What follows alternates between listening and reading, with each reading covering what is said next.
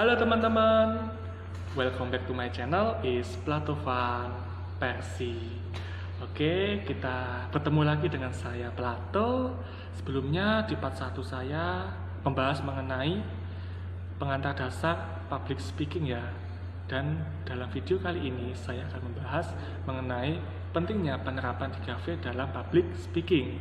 Oke, sebelum kita masuk sharing dan juga masuk materi, minta bantuannya buat teman-teman buat subscribe dan juga aktifkan notifikasi lonceng agar teman-teman tidak ketinggalan video terbaru dari saya, dan kita sama-sama membangun channel ini agar nantinya dapat berkembang. Oke, kita masuk ke sharing time sekarang, masalah 3V ya teman-teman. Oke, 3V merupakan komponen yang harus dimiliki oleh seorang public speaker. V yang pertama adalah verb, atau bagaimana seorang public speaker dapat mengolah kata-kata dengan baik dan benar. Kemudian V yang kedua adalah visual, yang meliputi bahasa tubuh kita, eye contact kita, dan posisi kita dalam menyampaikan informasi dan menyampaikan pesan ketika berbicara di depan umum. Kemudian V yang ketiga adalah vokal, bagaimana itu meliputi tinggi rendahnya suara kita, kemudian pengaturan jeda kita, kemudian intonasi suara kita ketika kita berbicara di depan umum. Nah, itu secara singkat 3V teman-teman. Jadi 3V ini harus seimbang, harus balance. Agar apa? Kita bisa maksimal dalam hal public speaking. Ketika kita menonjolkan visual aja itu tidak cukup teman-teman. Ketika kita menonjolkan vokal aja itu juga tidak cukup. Jadi ketiganya harus sama-sama kita maksimalkan ketika kita berbicara masalah public speaking.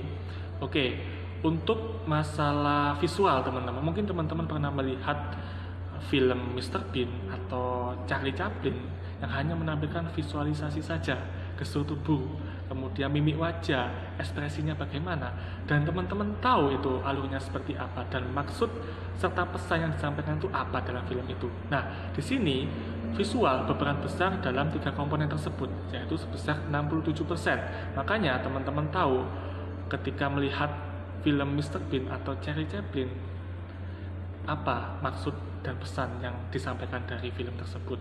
Contohnya seperti ini. Teman-teman pasti tahu saya ini ngapain.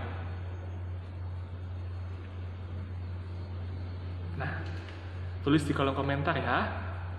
Oke. Nah, disitulah pentingnya visualisasi teman-teman.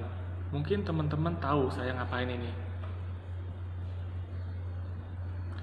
Maksudnya adalah saya menerangkan tentang mindset atau cara berpikir. Cara berpikir kita harus luas. Nyambung nggak? Nah, itulah namanya visualisasi teman-teman. Dari 67% visual, untuk vokal sendiri adalah 35% teman-teman ya. Vokal itu masuk kita mengatur pengaturan jeda intonasi suara kita ketika kita menyampaikan di depan umum ya. Untuk verb sisanya itu hanya sekian persennya saja. Karena apa? Karena kita ngomong aja yang datar dan tidak dibagi dengan vokal dan visual yang baik, itu akan terkesan datar ya teman-teman, biasa-biasa aja. Contohnya seperti ini, kita membaca koran, misalkan pada pagi hari ini saya melihat berita mengenai COVID-19 yang ada di kota Malang. Nah, itu kan datar teman-teman, mimiknya nggak ada, entah ekspresinya senang atau sedih kan itu nggak ada. Jadi kita kombinasikan agar semuanya balance teman-teman. Itu penting dalam hal public speaking. Contohnya dalam hal pekerjaan soal marketing. Marketing kan tujuannya untuk memberikan informasi terkait barang yang akan dijual kan teman-teman. Ada 3 sebenarnya, yaitu adalah to inform, yaitu untuk memberikan informasi. Ketika kita jadi marketing, teman-teman presentasi masalah produk, keunggulan produknya seperti apa, kelebihan produknya dibandingkan dengan produk lain seperti apa. Nah, itu kan termasuk memberikan informasi, yaitu to inform. Kemudian yang kedua adalah to persuade, bagaimana kita mempengaruhi orang, meyakinkan orang buat percaya bahwa produk kita ini bagus, produk kita itu punya keunggulan tersendiri dibandingkan dengan produk lain. Nah, itulah teman-teman untuk yang to persuade. Kemudian yang terakhir adalah to mobilize. Bagaimana kita mengarahkan agar konsumen membeli produk yang sudah kita presentasikan. Nah, ketiga tujuan tersebut juga harus balance teman-teman untuk menjadi seorang marketing dalam hal dunia pekerjaan. Nah, sebenarnya public speaking cakupannya luas teman-teman, gak hanya marketing. Seorang guru pun juga punya public speaking, seorang dosen pun ketika mengajar itu harus punya ilmu public speaking. Ya, semua pekerjaan saya rasa punya dasar public speaking. Tentunya proporsinya pasti berbeda dalam hal pekerjaan kan. Oke.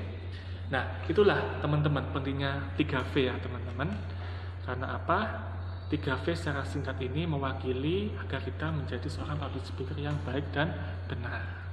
Oke, next di video saya selanjutnya, teman-teman kita akan sharing dan juga membahas mengenai vokal ya, bagaimana kita mengatur intonasi suara kita, bagaimana kita mengatur jeda kita ketika berbicara, ketukannya harus bagaimana. Nah, itu akan saya bahas dan kupas next di video saya selanjutnya dalam materi bagaimana cara memaksimalkan vokal ketika kita berbicara di depan banyak orang, tentunya dalam hal public speaking teman-teman.